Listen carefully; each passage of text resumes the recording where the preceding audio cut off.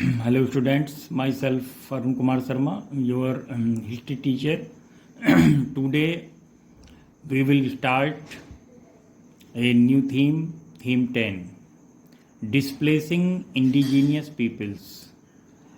Displacing माने उनके स्थान से हटा देना, इंडिजीनियस मीन्स होता है वहाँ के नेटिव या ओरिजिनल इनहेबिटेंट्स या मूल निवासियों को पीपल्स, यानी किसी देश में जाकर वहाँ के जो इंडिजीनियस पीपल हैं, नेटिव पीपल हैं, मूल निवासी हैं, उनको उनके स्थान से हटाकर या उनको उनका मासाकर करके, उनका नरसंहार करके, उनको अपना गुलाम बनाकर उस देश पर कब्जा कर लेना.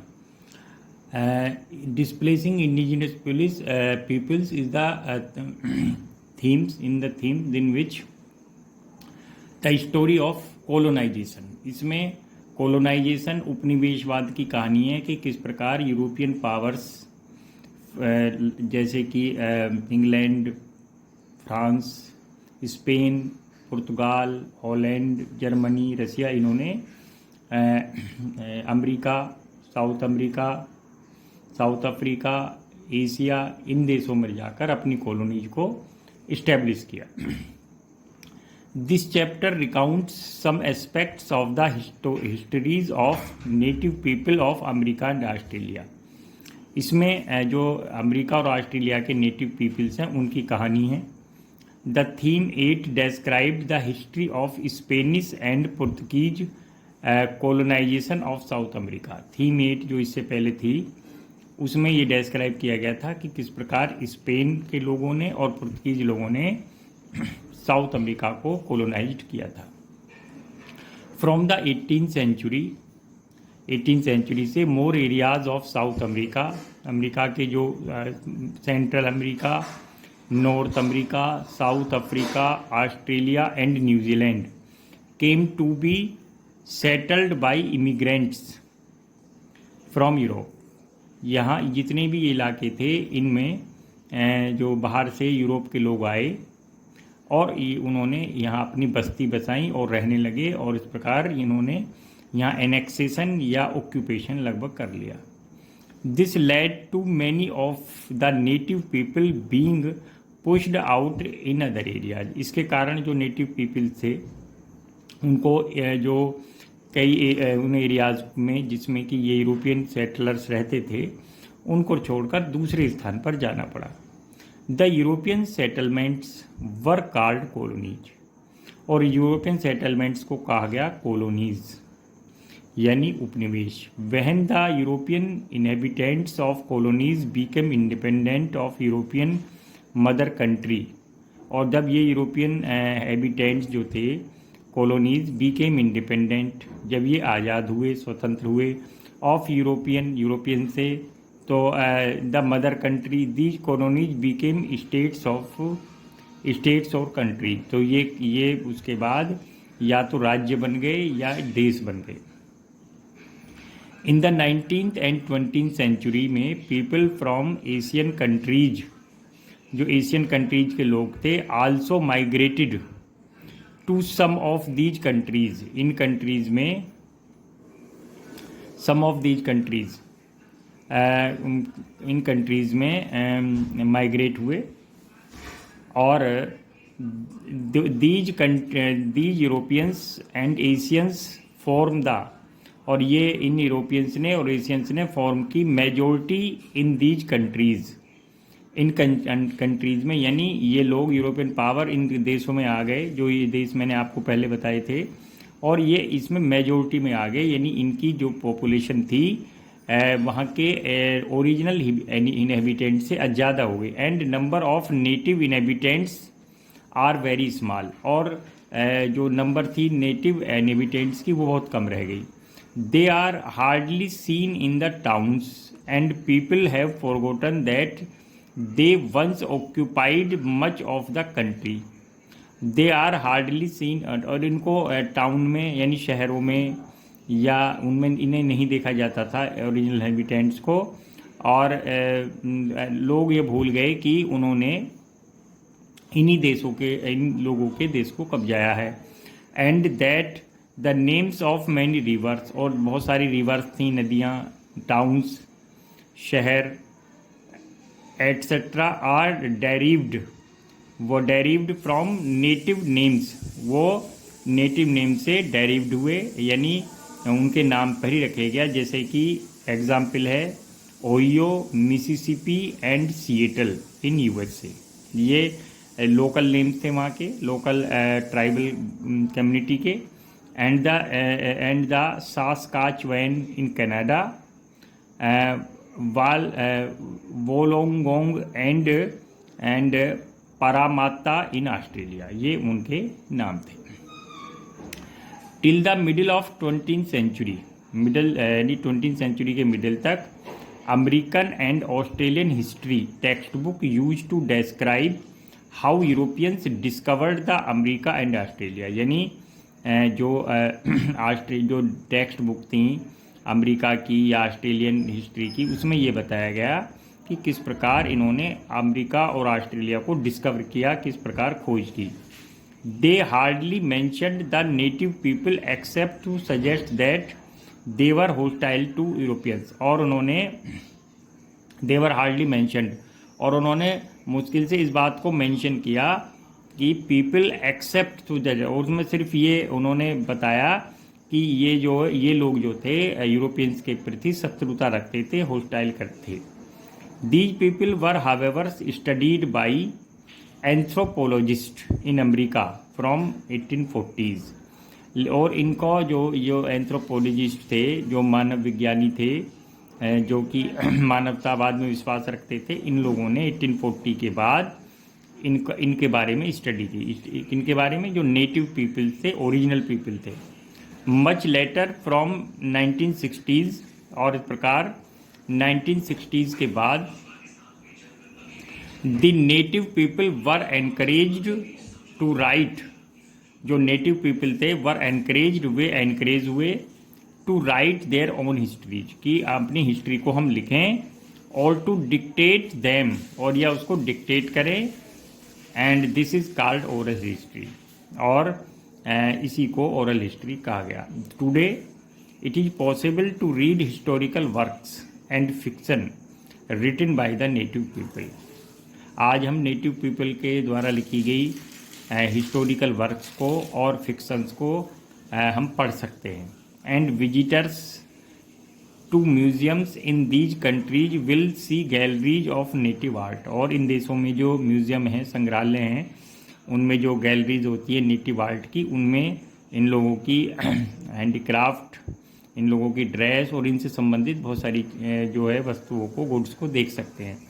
And special museums which show the aboriginal way of life, और इस प्रकार ऐसे भी म्यूजियम में जिनमें ये स्पेशल बताया गया है कि एब्रोजिनल वे और लाइफ क्या है। एब्रोजिनल का मतलब होता है वही ओरिजिनल इनहेबिटेंट्स या नेटिव, इनकी मूल में वास्तव में क्या वे ऑफ लाइफ थी। The new national museum of America, American Indian in USA has been created by American Indians themself. इस प्रकार जो नया जो नेशनल म्यूजियम है ऑफ द अमेरिकन इंडियन का जो नेशनल म्यूजियम है, जो बनाया है यूएसए में, हैज़ बीन क्रिएटेड, उसने curated by American Indian themself, इसको क्यूरेट किया है, और इसका जो कंट्रोल है वो या जो डिजाइनिंग की है वो अमेरिकन इंडियंस ने खुद ही अपने आप ही की है।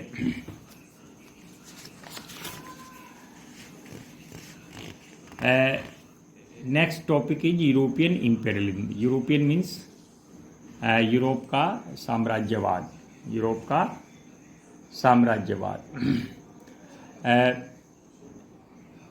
The American empires of Spain and Portugal, जो अमेरिकन एम्पायर था जो स्पेन और पुर्तगाल में, इसको did not expand after the 17th century, वो 17th सेंचुरी के बाद स्प्रेड नहीं हुआ, यानी अमेरिकन एम्पायर जो था स्पेन और पुर्तगाल का, did not expand after 17th century के बाद इसमें कोई भी एक्सपेंशन या विस्तार नहीं हुआ।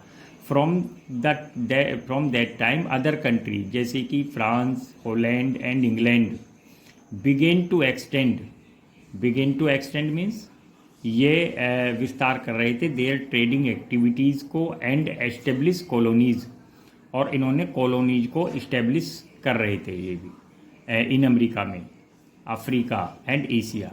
Ireland and also was virtually a colony of England, और as the land owners there were mostly English settlers, और उन्होंने अमेरिका में, अफ्रीका में, एशिया में, आयरलैंड में अपनी कॉलोनीज को इस्टेब्लिश किया।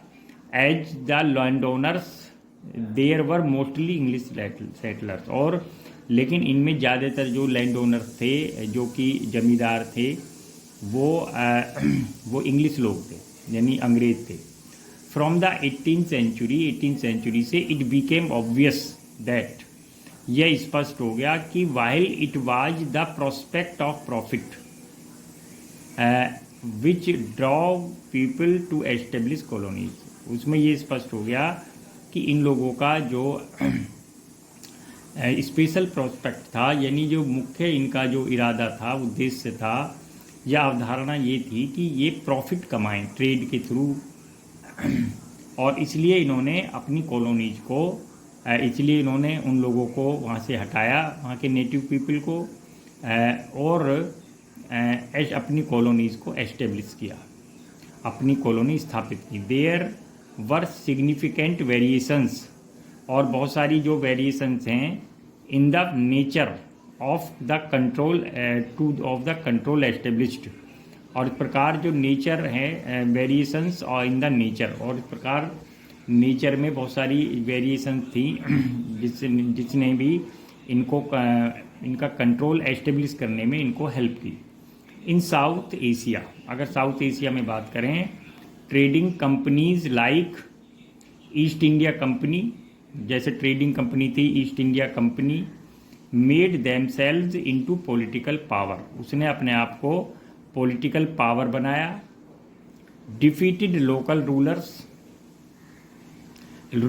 रूलर्स को डिफीट किया, एंड और एनेक्स्ड देयर टेरिटरीज, और उनकी टेरिटरीज को, उनके भूभाग पर, उनकी ज़मीन पर कब्जा किया। They retained the older well developed administrative system, इस प्रकार उन्होंने जो पुराना वेल डेवलप्ड एडमिनिस्ट्रेटिव सिस्टम था, जो पुराना प्रशासनिक व्यवस्था थी, उसको डेवलप्ड किया और उसको रिटेन किया, मेरा मतलब उसी को वैसे ही बनाए रखा।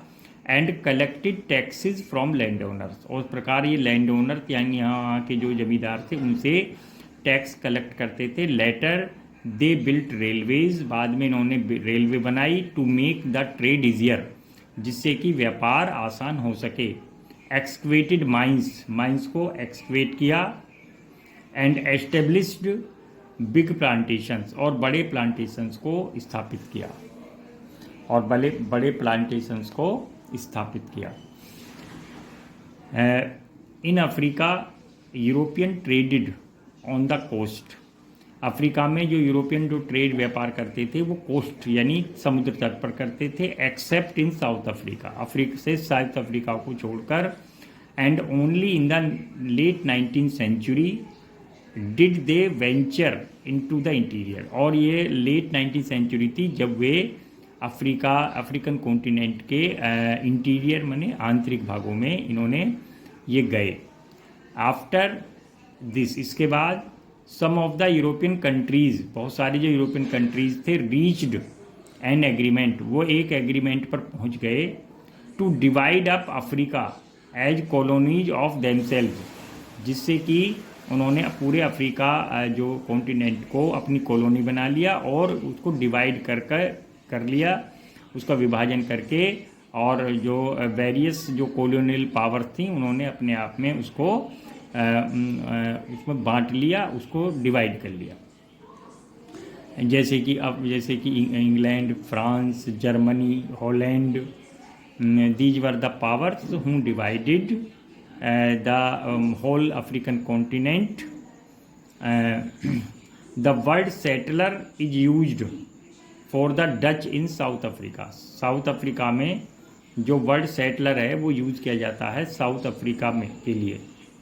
The British in Ireland, Ireland यानी जो अंग्रेज British in Ireland, New Zealand and Australia, and the Europeans in America, और अमेरिका के यूरोपियंस, इन सबको सेटलर बोला जाता है। यानी सेटलर मतलब वहाँ के बाहर से आए बसे हुए लोग या निवासी। The official language in these colonies, in colonies में जो ऑफिशियल लैंग्वेज थी वो थी इंग्लिश, एक्सेप्ट कनाडा, कनाडा को छोड़कर। Where French is also an official language, जहाँ की फ्रेंच एक ऑफिशियल लैंग्वेज थी, यानी सिर्फ कनाडा में ही फ्रेंच ऑफिशियल लैंग्वेज थी। बाकी जितनी कॉलोनीज थी, चाहे वो आयरलैंड हो, न्यूजीलैंड हो, ऑस्ट्रेलिया हो या अमेरिका हो, उन सब की जो ऑफिशियल लैंग्वेज थी कॉलोनीज की वो इंग्लिश थी, सिर्फ कनाडा को छोड़कर। Students, following names given by Europeans to countries of the new world, यानी जो न्यू वर्ल्ड के जो कंट्रीज थे उनको यूरोपियंस लोगों ने, जो यूरोप से जो लोग आए थे उनको अलग अलग कैसे नाम मिले। जैसे कि फर्स्ट है America, first used after publication of travels of Amerigo Vespucci 1451 to 1512, यानी जो अमेरिका था, Amerigo Vespucci was a Italian traveller who visited the first time the mainland of America, and after that he published a book and its name was the Travels of Amerigo Vespucci। यानी Amerigo वेस्पुकी पहला ऐसा व्यक्ति था कि जिसने जो American mainland पर जो विजिट किया और जो गया था, जिसने उसे टच किया। यानी इसका मीन्स ये है कि Columbus was not the person who ever reached on the main land of America, America की मेन लैंड पर नहीं गया, वो सिर्फ बहामाज आइलैंड जो आज वेस्ट इंडीज़ हैं, आसपास के जितने भी आइलैंड है वहाँ गया था। Canada second, from Kanata, Canada का मतलब Kanata, village in the language of Huron Iroquois as had heard by explorer Jacques Cartier in 1535। और इस प्रकार जो यानी ये जो वर्ड आया कनाडा, वहाँ से आया KANATA, कनाटा। कनाटा क्या है? Village in the language of Huron Iroquois, यानी हुरॉन इरोक्वस वहाँ की जो लोग रहते थे, नेटिव लोग थे, जो ओरिजिनल इनहेबिटेंट्स थे, उनकी एक भाषा थी, उसमें एक हुरॉन इरोक्वस लैंग्वेज थी, उसमें इस वर्ड को विलेज बोला गया, as heard by explorer Jacques Cartier. और इसको जैक्विस कार्टियर जो एक्सप्लोरर था 1535 में, उसने सुना विलेज, उसे पहले उसको कानाटा बोला गया और बाद में इसका नेम कनाडा हो गया। Australia 16th century name for land in great southern ocean, यानी जो ग्रेट सदर्न ओशियन, जो दक्षिण में जो ओशियन था, समुद्र था, उसका नाम था उसी ऑस्ट्राल इन लेटिन फॉर साउथ, यानी जो एक वर्ड आता है लेटिन लैंग्वेज में उसका नाम है ऑस्ट्राल। और ये ऑस्ट्राल वर्ड का मतलब होता है साउथ इन इंग्लिश में साउथ। इस प्रकार जो and actually Australia was located on the extreme south of the earth. तो 16th सेंचुरी नेम इसका नाम इसलिए ऑस्ट्रेलिया रखा गया। New Zealand name given by Tasman of Holland, यानी हॉलैंड के तास्मान नामक व्यक्ति ने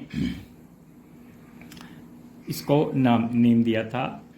was the first to sight these island, name given by Tasman of Holland, यानी हॉलैंड जो देश है एक यूरोपियन कंट्रीज है, और इसके जो